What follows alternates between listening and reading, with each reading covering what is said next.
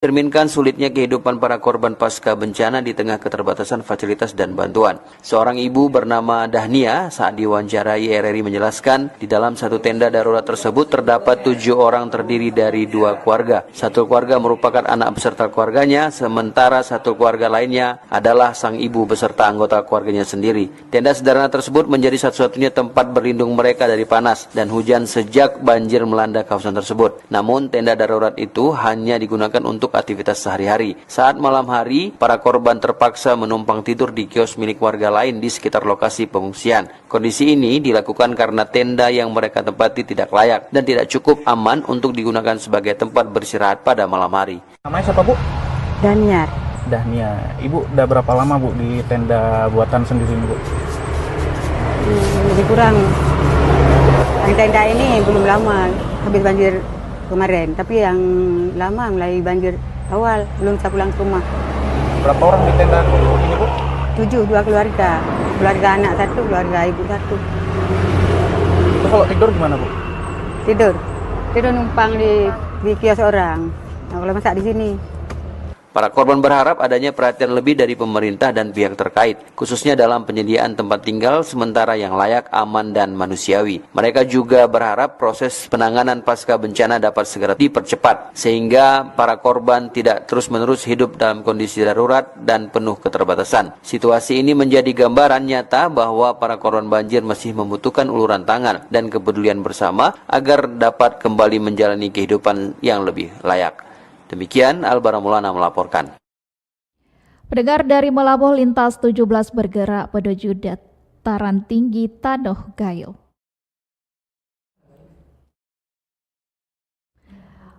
Pendengar dari Samudra Pasai Aceh Utara kita menuju Melabuh.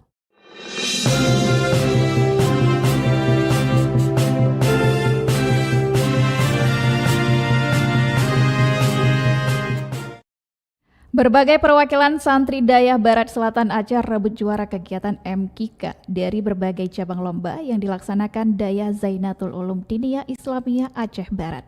Selengkapnya dilaporkan Arif Rizalul. Kegiatan Musabakah Qiraatul Kutub Antar Dayah Sebarat Selatan Aceh ke-8 tahun 2026 ditutup dengan Camat Merbau Kabupaten Aceh Barat Maimun, dan kegiatan tersebut yang dilaksanakan dari tanggal 17 hingga 21 Januari 2026 di Komplek Dayah Zainatul Ulum Diniyah Islamiyah atau ZUDI di Kecamatan Merbau Kabupaten Aceh Barat. Ketua Panitia Pelaksana Kegiatan Nasir Idrus mengatakan sejumlah pemenang Musabakah Qiraatul Kutub dengan berbagai kategori putra dan putri dan juga cabang musabakah Fahmil Kutub yang dimenangkan oleh juara 1 hingga juara 3, dan juga lomba musabakah Syahril Quran atau MSQ dengan kategori putra dan putri, dan yang terakhir musabakah Pidato Bahasa Indonesia dengan kategori putra dan putri hingga melahirkan berbagai pemenang dari pantai barat selatan meliputi berbagai kabupaten kota di wilayah di Provinsi Aceh. Dari ketiga ke 4 lomba yang kita adakan di Dayah Zundi ini, hampir semua daerah mendapatkan juara masing-masing. Namun di antara daerah yang mendapatkan piala paling banyak, menurut pembacaan SK Keputusan Dewan Hakim tadi, itu masih diraih oleh tuan rumah Aceh Barat, dan kemudian disusul oleh Aceh Selatan ada Sublu Salam, kemudian disusul oleh Aceh Jaya. Selain itu juga dari tuan rumah tempat penyelenggara kegiatan Dayah Zainatul Ulum Diniyah Islamiyah atau ZUDI, Khairul Azhar mengatakan kegiatan tersebut merupakan untuk menghidupkan tradisi ilmu serta merawat warisan umat. Jadi kita sebagai tuan rumah sangat berharap agar kegiatan ini terus dapat kita laksanakan di tahun-tahun mendatang.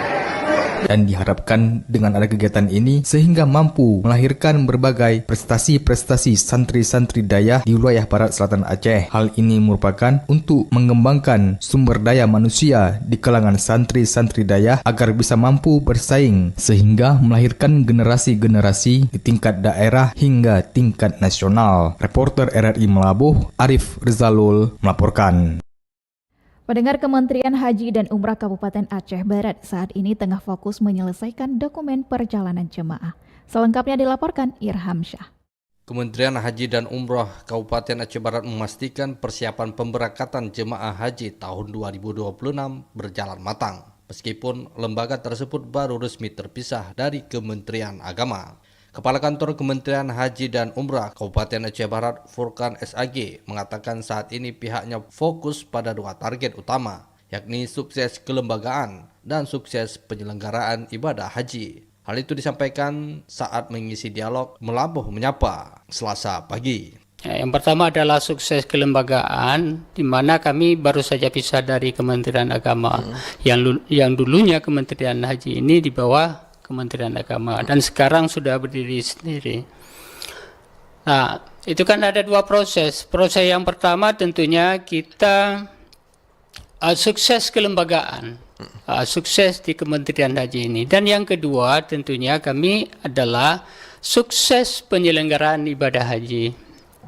Nah, saat ini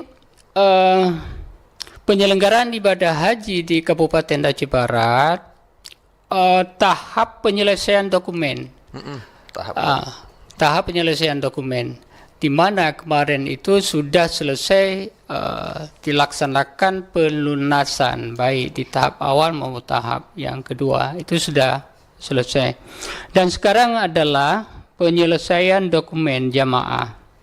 Sementara itu, Kasubag Tata Usaha Kementerian Haji dan Umrah Aceh Barat, Haji Dedi Kamardis, SHI MA, menyebutkan progres persiapan jemaah haji telah mencapai sekitar 60%. Tahapan yang masih berjalan meliputi penyempurnaan administrasi pelaksanaan manasik haji serta pemeriksaan kesehatan lanjutan. Walaupun ini lembaga ini baru, tapi insyaAllah kita bisa memanfaatkan SDM yang ada. Walaupun sekarang ini di Aceh Barat yang ada pegawai Kementerian Haji itu baru 6 orang dengan 5 PNS dan 1 P3K.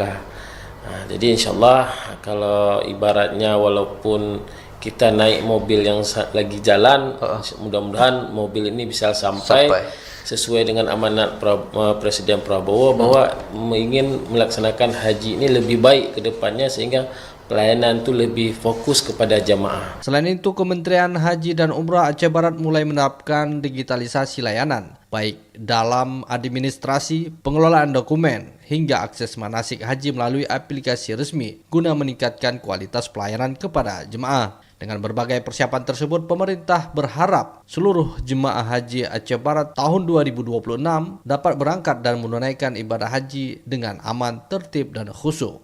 Reporter RRI Melabuh Irham Syah melaporkan. Pendengar, dari Melabuh lintas 17 bergerak menuju dataran tinggi Tanoh Gayo.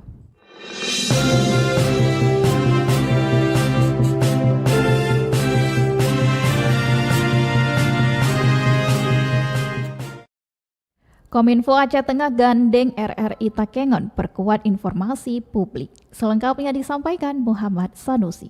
Diskominfo Aceh Tengah dan RRI Takengon perkuat kerjasama. Kadiskominfo Mustafa Kamal menyebut kerjasama itu untuk memperluas informasi publik dari pemerintah daerah. Hal itu disampaikan Kamal saat kunjungannya ke RRI Takengon kemarin. Kamal berharap RRI dapat melakukan siaran langsung pada momen tertentu sebagai rangkaian dari kegiatan pemerintah daerah. Kerjasama ini katanya langkah strategis mengingat RRI Takengon memiliki jangkauan yang luas. Terutama terkait dengan informasi pemerintah daerah, informasi pembangunan, informasi sosial masyarakat. Di antaranya adalah kegiatan yang sifatnya yang membutuhkan publikasi luas, seperti kegiatan hari-hari tertentu, hari-hari besar. Itu kita harapkan peran RRI juga membuat live streaming yang bisa diakses oleh seluruh masyarakat. Kepala RRI Takengon Ani Hasanah Mubarak menyambut baik kerjasama Kominfo Aceh Tengah dalam penyebaran informasi kepada masyarakat. RRI hadir katanya dalam upaya memenuhi kebutuhan informasi kepada publik di dataran tinggi Tanoh Gayo. Muhammad Sanusi, RRI Takengon melaporkan. Pendengar, Anda telah menyimak berita-berita dari Kutaraja, Banda Aceh, Loksmawe, dan Melabuh. Pendengar, maksud kami pembangunan jembatan Bailey di Kabupaten Bener Meriah terus dikebut. Pembangunan dilakukan oleh Dinas PUPR dibantu oleh TNI Yon Zifur. Masyarakat masih dianjurkan menggunakan jalur alternatif. Selengkapnya dilaporkan Alfi Sahrim. Pemasangan jembatan Bailey terus dilakukan di sejumlah titik terdampak bencana banjir dan longsor sejak akhir tahun lalu di Kabupaten Bener Meriah. Kepala Dinas PUPR Bener Meriah Al-Fahmi mengatakan penanganan serius dilakukan demi membuka akses masyarakat dalam beraktivitas pasca terjadinya bencana. Disebutkan, jembatan Bailey juga sedang proses pembangunan di jalur Simpang 3 Pantai Raya, tepatnya di dekat Batalion 114 Satria Musara yang dikerjakan oleh pihak PUPR dan TNI Yonzipur. Apalagi di sekitaran Kota Redlong, kita lihat sendiri, sekitaran lapangan pacuan kuda putus semua. Kemudian di batalion putus, apalagi jalan KKA itu sepanjang itu yang ada alur-alur semua putus. Di jalan kabupaten sendiri ada dua jembatan yang sudah selesai dikerjakan, dibantu oleh Yonzipur, satu jembatan Beli, satu Aramco. Itu pemasangannya, materialnya seperti dump truck dan alat kita bantu, kemudian pemasangan bronjong kita bantu. Jadi kerjasama dengan TNI. Saat ini katanya, masyarakat masih diarahkan menggunakan jalur alternatif selama proses pengerjaan berjalan hingga nantinya dinyatakan dapat dilalui dengan aman. Pihaknya berharap masyarakat turut mendukung proses perbaikan dan pembangunan yang dilakukan pemerintah daerah demi mempercepat pemulihan aktivitas dan perekonomian masyarakat. Alfi Sahrin, RRI Takengon, melaporkan. Anda sedang mendengarkan Lintas 17 dari Korwil 17 Banda Aceh.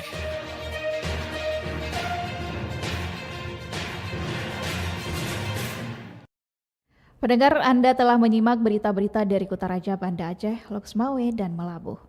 Dan Takengon, kami akan ajak Anda menuju 0 km Indonesia Pulau W.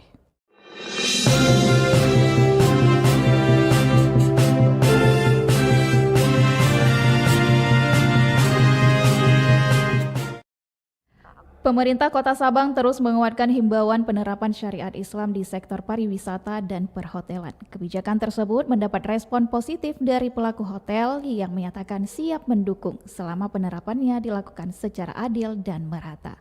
Selengkapnya dilaporkan Diah Novitaria. Pelaku perhotelan di Kota Sabang menyatakan dukungannya terhadap himbauan penerapan syariat Islam yang terus digencarkan pemerintah Kota Sabang. Dukungan tersebut dinilai sebagai bentuk komitmen menjaga kenyamanan, ketertiban, dan citra pariwisata daerah. Salah satu dukungan disampaikan Raffi, resepsionis Hotel Montana Sabang, yang menyebut pihak hotel sejak awal telah menerapkan aturan menginap sesuai ketentuan syariat. Ia menilai kebijakan pemerintah sejalan dengan aturan internal yang selama ini dijalankan. Kami sih mendukung, Kak, asalkan kan merata, jangan yang di ini kan untuk hotel aja kayak homestay kecil apa semua itu harus ditaruh juga, dikasih pemberitahuan juga kayak ini.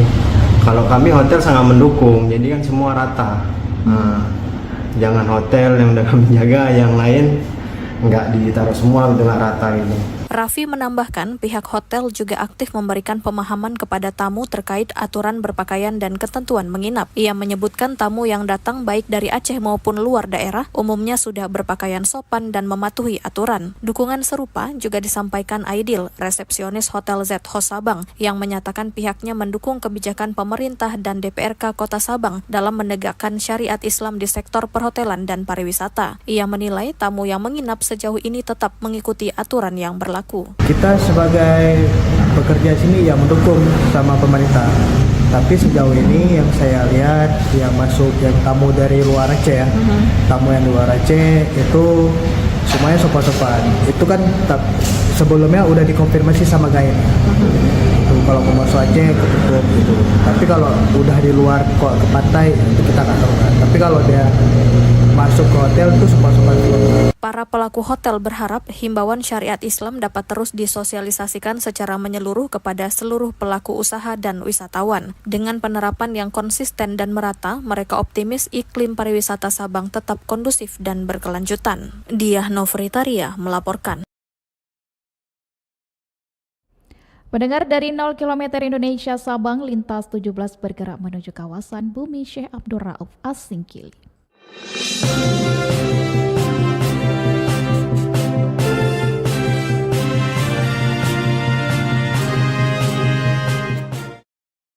Pemerintah Subul Salam perketat penegakan syariat Islam. Wali Kota Rashid Banjin tekankan tidak ada toleransi bagi kemaksiatan. Selengkapnya dilaporkan Juprianto. Pemerintah Kota Subul Salam mempertegas komitmennya dalam menjaga tatanan sosial melalui penegakan syariat Islam yang lebih intensif. Langkah itu diambil guna memastikan wilayah Kota Subul Salam bersih dari segala bentuk aktivitas yang melanggar norma agama hukum daerah. Wali Kota Subul Salam Haji Rashid Banjin menegaskan bahwa pemerintah daerah tidak akan memberikan ruang sedikit pun bagi praktik kemaksiatan.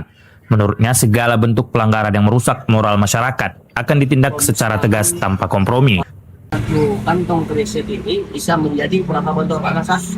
100 botol. Jadi satu botol ini berbentuk aqua, ini bukan cat aqua tapi ini aqua. Harganya dijual berapa? Rp35.000. Nah, berapa ratus generasi kita di Subul Salam ini dengan jotek ini yang ini. Dan ada lagi dapat ini berupa anggur merah dan juga teh hitam. Menurutnya, pemerintah memandang bahwa masa depan Kota Subul Salam sangat bergantung pada kualitas moral masyarakat saat ini. Selain itu, guna mencapai target tersebut, sinergi antara Satpol PP dan Wilayatul Hizbah akan semakin diperkuat. Peningkatan intensitas patroli di titik-titik rawan menjadi prioritas kerja dalam beberapa waktu ke depan. Selain penguatan pengawasan, Wali Kota Subul Salam juga mengajak masyarakat untuk berperan aktif dalam melaporkan indikasi pelanggaran syariat. Ia menegaskan bahwa pemerintah bekerja secara transparan dan bertanggung jawab dalam setiap proses penegakan hukum di wilayah Kota Subul Salam. Demikian, Juprianto melaporkan.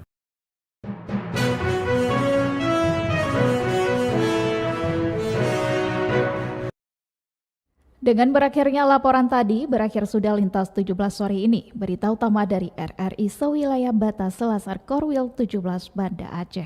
Atas perhatian Anda, kami ucapkan terima kasih. Wassalamualaikum warahmatullahi wabarakatuh. Sekali di udara, tetap di udara. Demikian Lintas 17 sore ini. Produksi Korwil 17 Banda Aceh.